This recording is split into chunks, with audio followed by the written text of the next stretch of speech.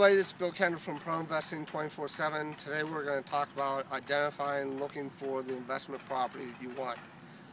We're going to assume you've already found your agent. We're going to also assume you've already got your financing in order and you've decided whether or not you're going to do a flip or a rental. On the flip side, you're going to get the listings from your agent and you're going to look for some key words in the remarks area. You're going to look for things like needs TLC, bank owned, seller finance, motivated seller, estate, all these sorts of keywords that will help you identify investment property and somebody who's motivated to move their property. All right, one of the key things you want to look for is on the listing that you get from your agent, there's going to be two sections you want to really zero in on. The first is going to be the remarks section. In the remarks section, you're going to look for keywords like house needs TLC, needs work, sold as is.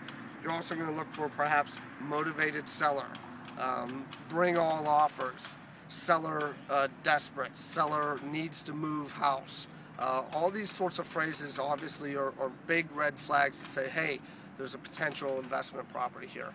The other section you want to key in on is the ownership section. And that ownership line, you're going to look for things like bank owned, corporate owned, perhaps the name of the bank is in there, POA, which stands for power of attorney, estate. Any of those will kind of clue you in that, hey, this is probably got potential being an investment property and a property you can probably pick up for a fraction of what the retail price would be. All right, if you're looking for multi-unit or apartment buildings as investment properties, there's some other criteria you're going to want to consider. Obviously, some clients are going to want a turnkey where all the rehab is done and it's occupied.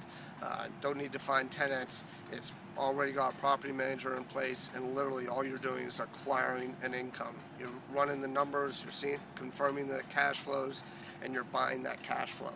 That's one way of going about it. Another way to go about it, of course, is to kind of look at it as a flip. A beat up, run-down, multi-unit building which needs fixed. It could be a duplex, triplex, a quad, or more. And you're literally rehabbing the building. You're obviously, as a result, going to get the building really, really cheap, but you're going to have probably tens and thousands of rehab costs. When you're done, though, you might only be in it for a fraction of the cost of what a turnkey would be, and you're going to be able to start out, renting the building and making it very attractive to future tenants because everything will be brand new. Should be really, really easy to rent if you do it correctly. And then there's the properties that are in between that are perhaps partially rented or empty or recently rehabbed that another investor had to dump or get rid of.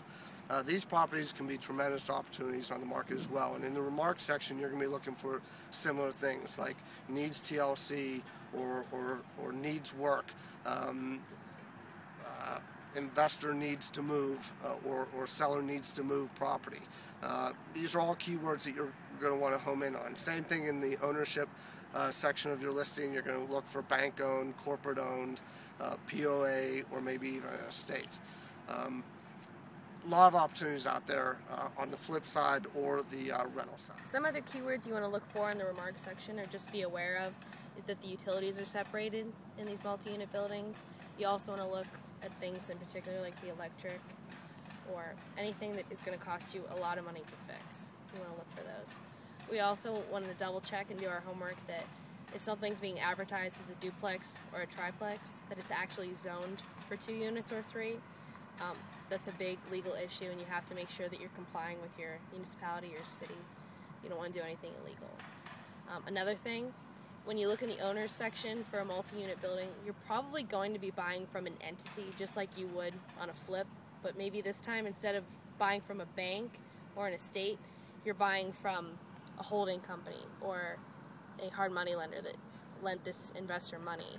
And when the investor makes a mistake and doesn't pay the money that they owe them back, the hard money lender will just take it back. So just be aware, once again, of who you're buying it from and if it's an investor mistake. Okay, so whenever you have an investment property, if it's a flip or a rental, you need to figure out some exit strategies in case things don't go quite the way you'd hoped. On a flip, it's pretty easy. If you do that flip and it's not selling after a certain amount of time, you need to be prepared to perhaps look at a rent-to-own situation. In that event, somebody comes in, they rent it for a set period of time, and then the bank writes a mortgage, and then you have a closing, you sell it down the line. Or short of that, you might have to get in a position where you have to flat out just rent it to somebody. Usually flips are pretty easy to rent because obviously you're renting something that's in perfect shape. But you need to work out what those exit strategies are up front so you don't get stuck holding carrying costs over an extended period of time. On the rental side, there's really only two exit strategies. The first one being obviously rent it out and collect the checks for years to come. The second exit strategy for a rental is the fact that if you run out of cash and you have to dump it or your life circumstances change, you need to be prepared to dump that investment property to another investor. That means having a fire sale and just getting out. You need to stop the bleeding and get out of the property so you can move on. All right, to summarize, today we talked about exit strategies.